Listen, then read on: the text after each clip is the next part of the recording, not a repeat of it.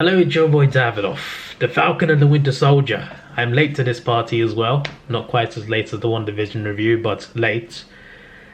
This show is damn good. WandaVision I liked, but I felt it went by too quickly. It was like half an hour episodes for 8 episodes, then it was a big finale.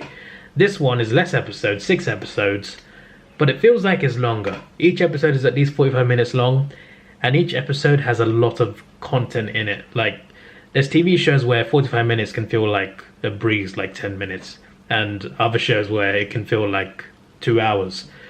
This one is like in the middle ground. Like, they put a lot in it, but it still feels like it's enough for 45 minutes, if that makes sense. They put a lot in each episode, and it's really damn good. I like the way this show went. It is one of the best Marvel shows I've seen. I'm not sure if it's the best, but it's one of the best Marvel TV shows I've seen. TV shows. This was awesome. There's different story arcs. The story arcs for obviously the Falcon. He's given the shield, but he doesn't really want it for personal reasons, amongst other things. So he gives it back to the government, and they choose another Captain America in John Walker. And he is obviously not quite as pure as Steve Rogers in certain ways. And then there's Bucky. Bucky has his own story arc, because even though he's free of his curse now, no, it's not a curse, but he's free of the mind control. He's a free man now, but he's still got the memories of being the Winter Soldier. Every person he's killed, like he mentioned in Civil War to Tony, I remember all of them. He remembers every person he killed, and he has nightmares about it. So even though he's sort of escaped from being that person, he's not escaped from the memories. And obviously, even though it wasn't his choice, even though it was mind controlled, it was still him, and there's nothing he can do to change that. So in this show, it shows him dealing with it, but also trying to fix that problem, trying to find some closure for himself. So that's a good arc as well. There's another character, not going to mention too much, no major spoilers, but minor spoilers. Isaiah Bradley. That's all I'm going to mention. But the story there, you only see him in a few scenes, but the story there is very, very deep and very interesting. I like what the direction they took. Like, this show, even though it's fictional, it does play on some real life politics as well. But it doesn't, like, it's not like in your face. It also spreads a message, and I think they do it in a good organic way that also benefits the story. Like, putting politics in movies, it's fine as long as it benefits the story as well. You can't, like, sacrifice the story. But in this, it really worked. Like, really worked. And yeah, this was a show in a way about Falcon becoming the Winter Soldier. Falcon becoming Captain America, while also not wanting to be at first, and Bucky trying to help him be Captain America, but also Bucky has his own problems. Plus there's John Walker involved, and he's been named Captain America. And then there's this group, the Flag Smashers, led by Karli. What's her surname? Can't remember. The Flag Smashers, they are a group of people who were displaced. Basically, the snap, it messed a lot of people up, and in those 5 years where half the world was gone, people helped each other. More people opened doors, they helped each other. But eventually, obviously, the second snap by the Hulk brought everyone back, and it caused chaos, and a lot of people got displaced. And some of these displaced people were the Flag Smashers, and they also have super soldier serum. I'm not going to say anything more because spoilers, but it's a minor spoiler technically. But there's super soldier serum that exists and is involved, and the Flag Smashers have it. There's another antagonist. I'm not going to say who because it's going to spoil things. But there's another antagonist aside from the Flag Smashers. There's someone else as well. There's so many different things going on, and obviously there's still the politics of this organization from the government, GRC, trying to put borders back in control and displace people. It's complicated, but there's a lot of things going on, and they bring all these elements together into one big story, and it works. The way it's done, it works really damn well. The visuals look clean. I have the benefit of a 4K OLED TV. Disney Plus, I have it with my phone contract, and on the app they have on the TV, it has 4K HDR Dolby Vision, Dolby Atmos, and my TV supports all of those things, so I can see it in the best possible quality. And let me tell you, it looks bloody amazing. The action scenes look crisp, they look good. Bear in mind it's streaming, you know. The best quality you get is on a disc or, you know, in cinemas. But when you're on a streaming site and it looks that good, it's amazing to see. It really is. Technology's come a long way.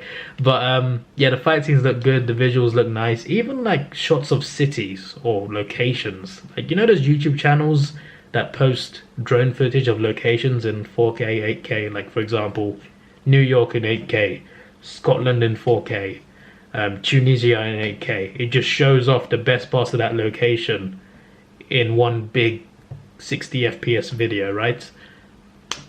When I saw some of the scenes of locations in this, I felt like I was watching those YouTube channels, even though that's not really important to the story, really. But I just thought I'd bring that up, and it's not just that. Like, a lot of other scenes look really good. So if you've got a 4K TV and you've got Disney Plus, watch it on that. Watch it on that. It's beneficial. It's a good-looking show. As I said, the story's good. War Machine is in there for one episode, but he doesn't suit up. He's just there as himself. When Falcon gives his shield back to the government, he's there, and they have a little talk. Just a mini cameo, but I'm pretty sure he's getting his own show as well, so that's quite cool. Bucky's story arc is interesting, like I mentioned. Falcon has a sister. Falcon and his sister, they disappeared for 5 years, and they come back to a lot of financial trouble, and they try to, you know, ask bank for loans. I'm not going to say too much, but, you know, they have problems that they got to deal with. You know, Falcon is a superhero, an Avenger who helped save a lot of people, but even he has financial problems, which is really disheartening, to be honest. John Walker, the new Captain America. This guy, his story arc was very interesting to me, because there are times where I thought he wasn't that bad, and there are times that I thought, okay, this guy's a prick. There's something shocking he does at the end of episode, was it episode 6 or 5? No, not episode 6, sorry. It's not 9 episodes, it was 6 episodes. End of episode 3 or 4.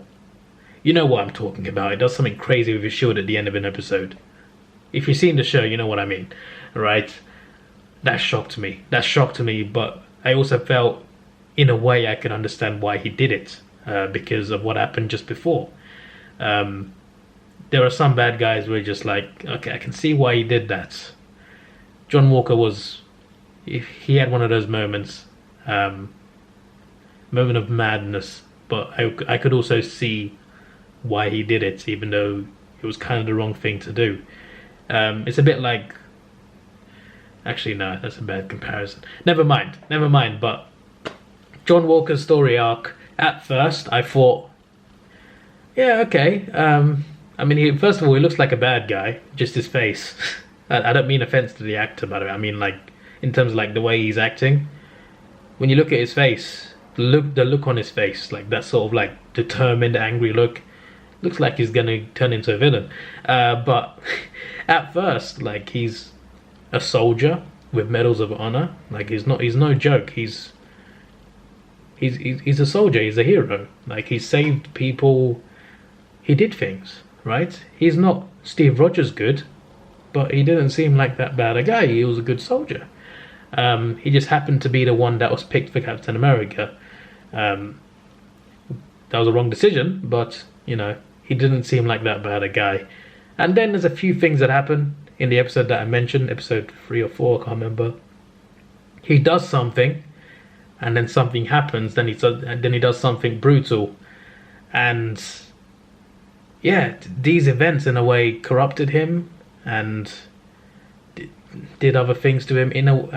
I mean, one of the things he did, I could see why he did it, but in a way, it seemed like he was a little bit corrupted. So it was quite sad to see, because it seemed like he wanted to do the right thing, seemed like he wanted to save people, but he was also not necessarily in the right frame of mind for it either. So yeah, when you watch John Walker, you're either going to hate him or you're gonna hate him for a bit and then maybe like him at other points.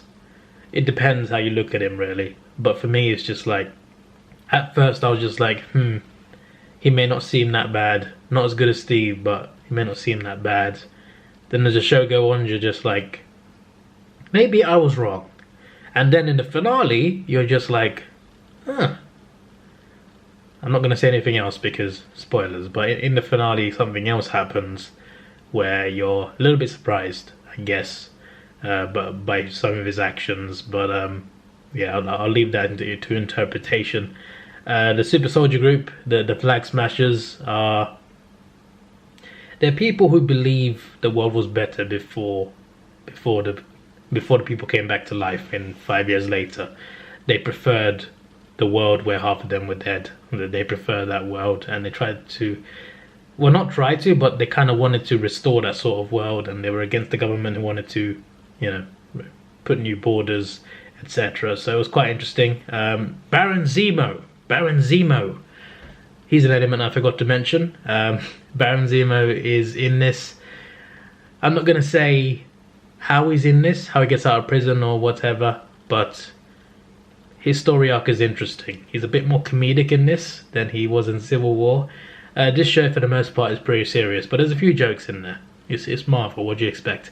But this is one of the more serious parts of the MCU. There's a lot more seriousness, but there are a few jokes here and there. But yeah, Baron Zemo is quite a funny guy, apparently. That's all I'll say. But yeah, his element is quite interesting. He mainly plays, most of his role is played in the first half of the series, but he also has a role to play later on as well. Wakanda has a role to play. That's all I will say. There are some Wakandans in this. None of the royals, but the Royal Guard. That's all I will mention.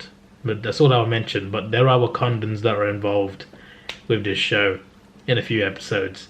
Isaiah Bradley, I mentioned, his story is very serious and depressing. It's a very powerful scenes.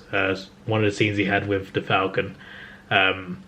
And Sharon Carter was also another element in this. I'm not going to say what her role is, but her role I think will surprise you considering who she's been so far in the MCU. Her role in this will surprise you. Pay attention to the finale. Okay, pay attention to the finale and episodes before that. And also be sure to stay for the after credit scene. There's an after credit scene in the finale. So look forward to that. Also an after credit scene in the penultimate episode as well. But it's mainly a preview to the finale. But the finale has an after credit scene. Stick around for it. And one final thing. Falcon had a speech at the end. It was a very powerful speech. He was speaking against... There was government officials, right? So there was a big climax to the final battle. There's 20 minutes left in the episode, so it's not right at the end. There's more things that happen, like an emotional scene with Bucky as well. But the Falcon has just, gone through his final battle, and now he is debating with government officials on the streets of New York, right? And the cameras are on them, news cameras, everything. So the whole world is watching while the Falcon talks to the governments about what they're doing wrong, amongst other things. All right, that's all I will say. This is one of the best scenes in the whole show. It's powerful. It's really powerful. The way the Falcon talks about it, it's so powerful what they did. And well, who the Falcon becomes, it's not really that much of a spoiler because of Endgame, but there's something pretty cool in the finale. I think it's awesome what they do. The only thing is, with the suit, he gets a new suit in this, right? The helmet looks a bit weird. Everything else looks perfect, man. The suit is just the wings and one of the best MCU suits I've seen. Just fix the helmet. It looks weird. Okay, the rest of it though, awesome. So yeah, I did it as best as I could without trying to spoil too much. But yeah, there's some things that I just had to say. This show for me is a 9 out of 10. Really enjoyed it.